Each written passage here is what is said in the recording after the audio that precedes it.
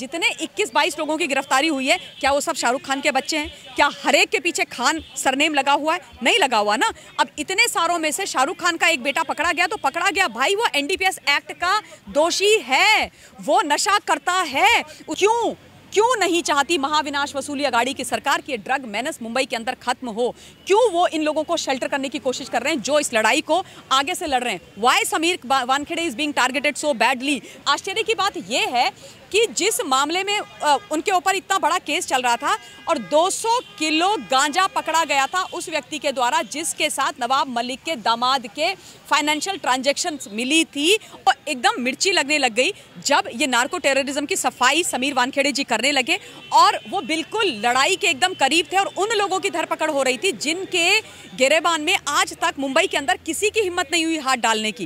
नवाब मलिक ने तो वहां पर भी अपना चक्कर चला दिया, बोलते हैं जी वो गांजा नहीं था, वो तंबाकू था। यानी कि 200 किलो पकड़ा तो गांजा गया था, पर सफेद पोश नेताजी ने उसको तंबाकू बना दिया और कहते हैं तंबाकू पकड़ा गया है, मेरे दामाद को तंग किया गया है। बच्चा कहते हैं नवाब मलिक, उनको कहते हैं छोटे छोटे से बच्चे, विष हंट हो रहा है। तो फिर इनके पेट में दर्द क्यों हो रहा है? इनको तकलीफ क्यों हो रही है? इनको रोना क्यों आ रहा है? प्रश्न यहाँ पर हमें ये पूछना चाहिए और समझना भी हमें ये चाहिए। कहीं ऐसा तो नहीं है कि ये जो सारा खेल चल रहा है इसकी तारें बहुत दूर तक लगी हुई हैं? पहला प्रश्न ये उस प्रभाकर से भी और नवाब मलिक से भी कि भैया 2 तारीख से लेकर 24 तारीख तक 22 दिन बीच में आते हैं, और अगर उसको जबरदस्ती किसी ने विटनेस बनाया, ब्लैंक पेपर पे साइन करवाया, तो इतने दिन क्या उसके मुंह में दही जमी हुई थी? अनन्या पांडे से बात की जा रही है, कल कोकेन करें क्या? तो अनन्या पांडे कहती नहीं कोकेन नहीं करेंगे, हम तो गांजा पियेंगे, गांजा ज्यादा आजकल चलन में है। कहती है मैं मजाक कर रही थी। उनके पिताजी का एक डायलॉग है ना, आई एम अ जोकिंग। तो क्या है कि बेटी ने अपने पिताजी का डायलॉग बहुत सीरियसली ले लिया। पादुकोण की याद है जब दीपिका पादुकोण पकड़ी गई, उसकी व्हाट्सएप चैट्स निकली, जब एनसीबी ने बुलाया तो उसने वहां पर जाके बोला एक्चुअली सर हम गांजे की, कोकीन की, एमडीएमए की बात नहीं कर रहे थे, ये तो हमने सारे ना सिगरेट्स के नाम रखे थे, मोटी सिगरेट, छोटी सिगरेट, नाटी सिगरेट, पतली सिगरेट, ऊंची सिगरेट, ये सारे सिगरेट्स के नाम थे। मतलब ये लोग ये सोचते हैं कि जो स्क्रिप्ट इनकी आती है उस पर जनता बिलीव करेगी। इस सिगरेट के नाम क्यों लिखे हुए थे, किसको बेवकूफ बनाते हो? अब वहीं से सीखा है अनन्या अपने अपनी दीदी से, अपनी सीनियर से ना।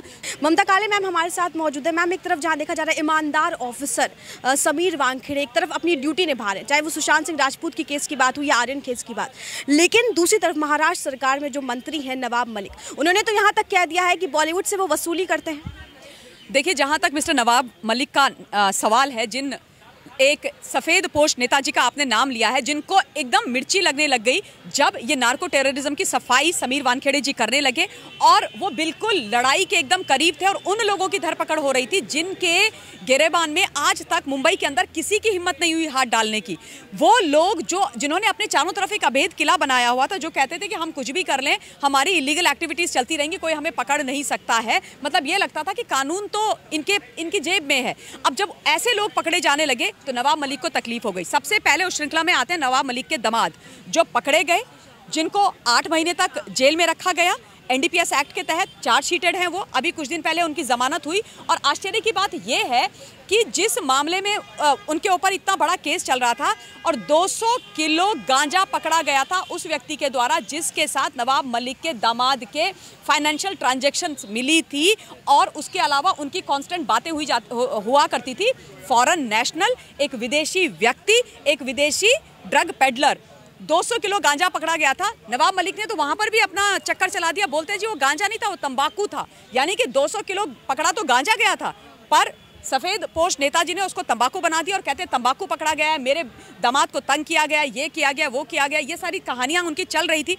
खुंदक वहां से है जो क्या कहते हैं विछंट किया जा रहा है समीर वानखेड़े का, वो वहां से किया जा रहा है। अब क्या किया गया, अपने दामाद का नाम लेकर डायरेक्टली तो बोल नहीं सकते, तो क्या किया, आर्यन खान का मुद्दा उठाया, शाहरुख खान का बेटा है, माइनॉरिटी वर्सेस मेजॉरिटी वाला कार्ड निकाल करके फेंक दिया और बोला शाहरुख खान के बेटे को तुमने कैसे पकड़ लिया, ये गलत है, ये बच्चा है, बेचारा है, ये है, वो है। कहानी पहली बात 23 साल का बच्चा नहीं होता है। अगर आप देखेंगे ना, फौज में 18-18 साल के जवान होते हैं जो इस देश की सुरक्षा के लिए सरहदों पर खड़े हो जाते हैं। 21 साल का एक युवा और 23 साल का एक युवा फौज के अंदर एक पूरी की पूरी बटालियन को कमांड करता है ताकि जब देश के खिलाफ आतंकी हमले होते हैं। तो ये 23 साल के बच्चे हैं, 23 साल के युवा जो अपने पिताजी के पैसों पर बल्क बाइंग कर रहे थे। जो व्हाट्सएप चैट्स निकली हैं उनको आप पढ़िए, उसमें इतनी खतरनाक चीज़ें निकल रही हैं। अचित जो ड्रग पेडलर पकड़ा गया है, उससे वो बात कर रहे हैं 80,000 रुपए का गांजा मंगाने के लिए। अनन्या पांडे से बात की जा रही है कल कोकेन करें क्या, तो अनन्या पांडे कहती नहीं कोकेन नहीं करेंगे, हम तो गांजा पिएंगे, गांजा ज़्यादा आजकल चलन में है। इस प्रकार की जो व्हाट्सएप चैट्स निकल करके आ रही हैं, ये बोला जा रहा है कि मैं तुम्हारे लिए ऑर्गेनाइज करवा दूंगी, मेरे को ये चाहिए, लेट्स हैव अ ब्लास्ट। उनको आप बच्चा कहते हैं नवाब मलिक, उनको कहते हैं छोटे छोटे से बच्चे, विच हंट हो रहा है। अरे भैया किस बात का विच हंट हो रहा है? वो खुद अपनी मर्सिडीज कार में बैठ करके आर्यन खान मन्नत से निकले अरबाज के साथ और पहुंच गए क्रूज पार्टी में। क्रूज पार्टी में वो गए, उसके बाद वो वहाँ पर ये सारा का सारा कार्यक्रम चल रहा था, किसी ने प्लान तो नहीं किया, कोई छोटे से बच्चे तो नहीं थे कि उठा करके लेके गए। ये तमाम चीज़ें चल रही थी और उसके बाद नवाब मलिक ने इसको एक पॉलिटिकल मुद्दा बना दिया, क्योंकि उनको अपना जो पर्सनल एजेंडा है उसको भी साधना था। और उसके बाद बोलना शुरू कर दिया, समीर वानखेड़े ने ये करा, समीर वानखेड़े ने वो करा। मतलब परसों 24 तारीख को जो ड्रामेटिक एक बहुत बड़ा इवेंट आया, उसको देख करके तो मतलब मुझे तो कोई आश्चर्य नहीं हुआ, मुझे पता था ये तो होना ही था। जिस प्रकार से प्रभाकर सेल होस्टाइल हो गया, वो एक पंच या वो इंडिपेंडेंट गवाह जो 2 तारीख से इस केस के मामले में पंचनामे में एक इंडिपेंडेंट गवाह था, एक विटनेस था, वो 24 तारीख को अचानक से आता है, एक एफिडेविट सोशल मीडिया में फ्लोट कर देता है और कहता है कि नहीं वहाँ पर कुछ ऐसा नहीं हो रहा था, इस पूरा जो ये धरपकड़ हुई है इसकी नारकोटिक से कोई लेना देना नहीं है, नारकोटिक से कोई मतलब नहीं, समीर वानखेड़े एक्सटॉर्शन कर रहे थे। मैंने बात करते हुए सुना है गोसावी को, शाहरुख खान की जो मैनेजर हैं पूजा ददलानी से, वो 25 करोड़ की बात हुई, 18 करोड़ में सेटल हुआ, उसमें से 8 करोड़ रुपए सचिन इसको समीर वानखेड़े को मिलना था। ये सारी कहानी इन्होंने करी है। पहला प्रश्न ये उस प्रभाकर से भी और नवाब मलिक से भी कि भैया 2 तारीख से लेके 24 तारीख तक 22 दिन बीच में आते हैं, और अगर उसको ज़बरदस्ती किसी ने विटनेस बनाया, ब्लैंक पेपर पे साइन करवाया, तो इतने दिन क्या उसके मुंह में दही जमी हुई थी? क्या प्रभाकर सेल को ये नहीं लग रहा था कि मेरे साथ गलत हुआ है? प्रभाकर सेल को ये पता जब बहुत पहले चल गया था कि एक्सटॉर्शन हो रहा है, तो पहले क्यों नहीं गए? सोशल मीडिया पर क्यों आए? क्यों नहीं सेशंस कोर्ट में गए? क्यों नहीं मुंबई की पुलिस के पास गए? तो ये तो पता ही है ना कि क्या कहानी प्लांट हुई है, किसने पैसे लिए, किसने पैसे नहीं लिए। जनता को सब समझ आ रहा है, दूध का दूध और पानी का पानी हो जाएगा। लेकिन दुख की बात यह है कि एक ऑनेस्ट ऑफिसर जो नार्को टेररिज्म की लड़ाई लड़ रहे हैं, अपनी जान को हथेली में रख करके लड़ रहे हैं, नवाब मलिक उनके पीछे राशन पानी लेकर के पड़ गए। उनकी पत्नी, उनकी माताजी, मृत माताजी, उनके पिता, उनके बहन, हर एक को असासिनेट कर रहे हैं, उनके पुराने पास्ट को निकाल करके लेकर के आ रहे हैं। मुस्लिम उनका जो क्या कहते हैं, उनका बर्थ सर्टिफिकेट है, उसको उन्होंने फ्लोट करना शुरू कर दिया। झूठ है वो, मतलब कहाँ किस स्तर पर आप गिरोगे। तो इनका ये मॉडस ऑपरेंडाई सेम है। इन्होंने मिस्टर अर्नब गोस्वामी के टाइम पर भी यही किया है, अब भी यही कर रहे हैं। बात ये है समझने की, ये जो सारी चीज़ें मैंने अभी बोली हैं, वो ये समझने की बात है कि आफ्टर ऑल इतनी तकलीफ नवाब मलिक को, संजय रौत को और बाकी जो कांग्रेस के नेता जो बोल रहे हैं शाहरुख खान के फेवर में, उनको ये हो क्यों रही है? जब एक जिम्मेदार ऑफिसर इस देश के अंदर से ये इतना बड़ा नार्को मेनेस साफ करने की कोशिश कर रहे हैं, इतनी हिम्मत कर रहे हैं कि ऐसे लोगों को पकड़ रहे हैं जिन पे किसी के आज तक हाथ डालने की हिम्मत नहीं हुई, तो फिर इनके पेट में दर्द क्यों हो रहा है? इनको तकलीफ क्यों हो रही है? इनको रोना क्यों आ रहा है? प्रश्न यहाँ पर हमें ये पूछना चाहिए और समझना भी हमें ये चाहिए। कहीं ऐसा तो नहीं है कि ये जो सारा खेल चल रहा है इसकी तारें बहुत दूर तक लगी हुई हैं कि किसी भी तरीके से समीर वानखेड़े को अलग कर दो, वरना ये तो हम सब की लुटिया डुबा देगा। मैम एक सवाल इसलिए है क्योंकि क्या नवाब मलिक डर रहे हैं कि अगर समीर वानखेड़े अपने पे आ गए तो तमाम जो ड्रग्स केस में तमाम मंत्रियों के भी नाम सामने आएंगे महाराष्ट्र सरकार में? क्या महाराष्ट्र सरकार सिर्फ इसलिए दबा रही है? देखिए, ऐसा है कि ये सारी चीज़ें समय के साथ हमें पता चलेंगी और डेफिनेटली पता चलेंगी।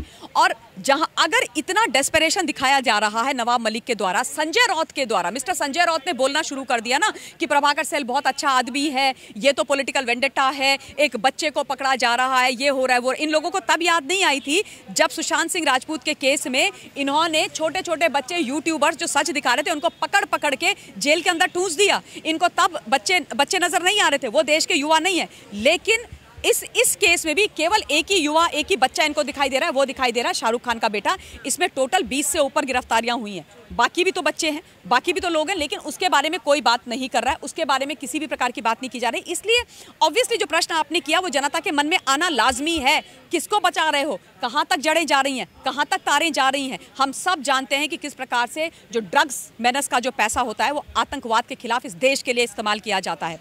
वो ड्रग्स का जो पैसा है उससे आतंकवादी हथियार खरीद के हमारे देश के जवानों को और हमारे देश के लोगों को लहूलुहान करते हैं। तो फिर क्यों क्यों नहीं चाहती महाविनाश वसूली अघाड़ी की सरकार कि ड्रग मेनेस मुंबई के अंदर खत्म हो? क्यों वो इन लोगों को शेल्टर करने की कोशिश कर रहे हैं जो इस लड़ाई को आगे से लड़ रहे हैं? Why Sameer Wankhede is being targeted so badly? ये कोई तरीका होता है, ये कोई स्वरूप होता है कि आप एक व्यक्ति को उसकी ऐसी हालत कर दो कि मतलब उनको ये वो अपने आप को सुलझाने में, अपनी चीज़ों को और अपने आप को डिफेंड करने में लग जाएं? अभी देखिए इन्होंने 24 तारीख को कब ये सारी चीज़ें बाहर निकल करके आई हैं। इन्होंने जो ये प्लांट किया है, ये विटनेस होस्टाइल हो गया, सर्टिफिकेट बर्थ सर्टिफिकेट ट्विटर पे आ गया, उसके बाद इन्होंने एक और चिट्ठी लिख दी। मतलब एक के बाद एक एलिगेशन कब लगाए? जब बिल्कुल क्रूशल टाइम पे चल रही थी इन्वेस्टिगेशन। कल आर्यन खान की बेल की हियरिंग थी हाई कोर्ट में, जो कल भी उसको बेल नहीं मिली, आज दोबारा से है। और परसों आना था अनन्या पांडे को तीसरी बार इन्वेस्टिगेशन के लिए, पूछताछ के लिए। परसों अनन्या नहीं आई क्योंकि उस बीच में ये तमाशा हो गया। अनन्या मैडम कहती है मेरे पर्सनल रीजन से मैं नहीं जाऊंगी।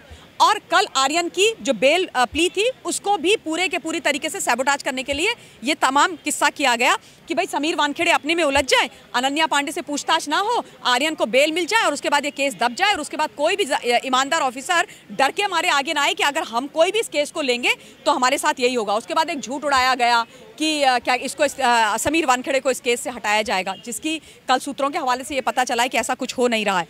तो इन लोगों को इतनी शर्म आनी चाहिए कि किस को बचाने के लिए तुम ऐसा कर रहे हो। और एक व्यक्ति जिन्होंने पद पर बैठ करके अपनी उस पद की गरिमा को बनाते हुए वो सही काम कर रहे हैं, उसके बाद भी उनको इस तरीके से टारगेट किया जा रहा है। और मैम तमाम नवाब मलिक से लेकर महबूबा मुफ्ती से लेकर वैसे यही कह रहे हैं कि भाई खान का बेटा इसलिए टारगेट किया जा रहा है। देखिए इन लोगों को ना ये बहुत इनकी पुरानी आदत है, बहुत ही छोटी और घटिया सोच है। आप बोले आर्यन खान के लिए बारे में तो उन्होंने बोला, इन्होंने मोहम्मद शम्मी के साथ कल क्या हुआ? पाकिस्तान से फेक ट्रोल की आर्मी आरंभ हुई। मोहम्मद शमी जो हमारे क्रिकेटर हैं उनके लिए पाकिस्तान वालों ने फेक ट्रोलिंग करी उनकी, और उसके बाद उसको बैक किया गया भारत में रहने वाले राहुल गांधी जो खुद को मेन स्ट्रीम पॉलिटिशियन बोलते हैं उनके द्वारा कि नहीं क्या कहते हैं, हम आपके साथ हैं, हम आपके साथ हैं, आपके साथ गलत हो रहा है, आपको ये बोला जा रहा है, वो बोला जा रहा है। और बाद में पता चला कि पाकिस्तान का एजेंडा था। तो इस देश के अंदर महबूबा मुफ्ती हो, राहुल गांधी हो, ये इस देश का एजेंडा नहीं चलाते हैं। ये इस देश के किसी भी व्यक्ति के साथ खड़े नहीं है, चाहे वो किसी भी समुदाय से आता हो, लेकिन ये पाकिस्तान के साथ खड़े हैं, लेकिन ये चीन के साथ खड़े हैं। तो ये जो कहानी ये गढ़ रहे हैं ना कि खान का बेटा है तो इसलिए उसको टारगेट किया, मतलब ये सोच इनकी इतनी छोटी है जिसको देखता आज हर हिंदुस्तानी है। और आप ये सोचो ना, केवल एक ही व्यक्ति का लड़का उसमें पकड़ा गया है, 21 लोगों की गिरफ्तारी हुई है। अगर ऐसा है तो अगर खान किसी माइनॉरिटी को टारगेट करना था तो क्या जितने 21-22 लोगों की गिरफ्तारी हुई है क्या वो सब शाहरुख खान के बच्चे हैं? क्या हर एक के पीछे खान सरनेम लगा हुआ है? नहीं लगा हुआ ना। अब इतने सारों में से शाहरुख खान का एक बेटा पकड़ा गया तो पकड़ा गया, भाई वो एनडीपीएस एक्ट का दोषी है, वो नशा करता है, उसने स्वीकार किया है, पंचनामे में भी लिखा हुआ है कि वो पिछले 4 साल से नशा कर रहा है। अनन्या पांडे के साथ जो उसकी व्हाट्सएप चैट्स निकल करके आ रही हैं वो सारी की सारी 2018 से आ रही हैं, जिसमें खरीद फरोख्त की बात की जा रही है, जिसमें अनन्या पांडे प्रोवाइडर है। वो उससे बोल रहा है कि मुझे कोकीन चाहिए, मुझे गांजा चाहिए, वो कह रही मैं व्यवस्था करा दूंगी। अनन्या पांडे बोल रही है कि मैं इस बिजनेस में हूं। अब आप सोचो, अगर एक लड़की ये बोल रही है मैं इस बिजनेस में हूं, इसका क्या मतलब हुआ? और बाय द वे ये भी एक चीज पता चली कि अनन्या पांडे की अपने पिताजी से ज्यादा वेल्थ है। अनन्या पांडे के पिताजी चंकी पांडे कितने समय से फिल्म इंडस्ट्री में है, कितने समय से वो फिल्मों में काम कर रहे हैं, वो इतना नहीं कमा पाए जो ये 22 साल की लड़की 1-1.5 साल में कमा गई। तो वाकई ये समझने की चीज़ है जो वो अपने दोस्त आर्यन खान से बोल रही थी व्हाट्सएप चैट्स में सीक्रेटली कि ये मेरा काम है, I am in this business now. तो क्या ये सब उन्होंने वहां से कमाया? ये ना एंटरटेनमेंट इंडस्ट्री वालों का काम है। आपको दीपिका पादुकोण की याद है? जब दीपिका पादुकोण पकड़ी गई, उसकी व्हाट्सएप चैट्स निकली, जब एनसीबी ने बुलाया तो उसने वहां पर जाके बोला एक्चुअली सर हम गांजे की, कोकीन की, एमडीएमए की बात नहीं कर रहे थे, ये तो हमने सारे ना सिगरेट्स के नाम रखे थे, मोटी सिगरेट, छोटी सिगरेट, नाटी सिगरेट, पतली सिगरेट, ऊंची सिगरेट, ये सारे सिगरेट्स के नाम थे। मतलब ये लोग ये सोचते हैं कि जो स्क्रिप्ट इनकी आती है उस पर जनता बिलीव करेगी। इस देश में तंबाकू सिगरेट क्या बैन है? एनडीपीएस एक्ट के तहत आता है? नहीं ना। तो सिगरेट के नाम क्यों लिखे हुए थे? किसको बेवकूफ़ बनाते हो? अब वहीं से सीखा है अनन्या अपनी दीदी से, अपनी सीनियर से ना। तो वो आके बोली कि भाई ये सारी चीज़ें जब पूछा उनसे कि ये आपने क्या लिखा, कहती है मैं मजाक कर रही थी। उनके पिताजी का एक डायलॉग है ना, आई एम अ जोकिंग।